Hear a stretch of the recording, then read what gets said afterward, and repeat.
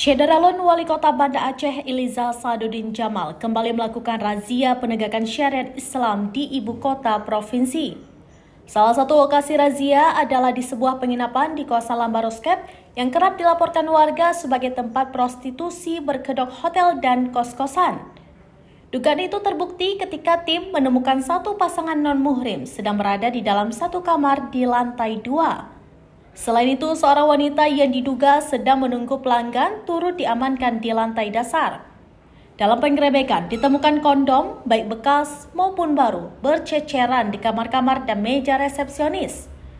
Ketiga pelaku serta 2 orang pengelola penginapan dibawa ke kantor Satpol PPWH untuk diperiksa lebih lanjut. Terkait kasus prostitusi dan khalwat, Iliza menegaskan akan dilakukan pengusutan hingga ke akar-akarnya, termasuk terhadap penyedia tempat, mucikari, dan pihak yang diduga membackingi praktik tersebut. Kepada para pelanggan yang mayoritas masih berusia muda, Iliza memberikan pesan moral. Ia pun kembali menegaskan komitmennya menegakkan syariat Islam di Banda Aceh. Mungkin mereka juga ada yang mungkin nggak punya pilihan karena faktor ekonomi juga. Jadi kan manusia biasa juga, mereka juga manusia biasa. Tapi memang saya bilang nggak semua orang melakukan salah itu tergaibnya. Tapi kalau Allah gaib kita itu masih selalu sayang sama kita.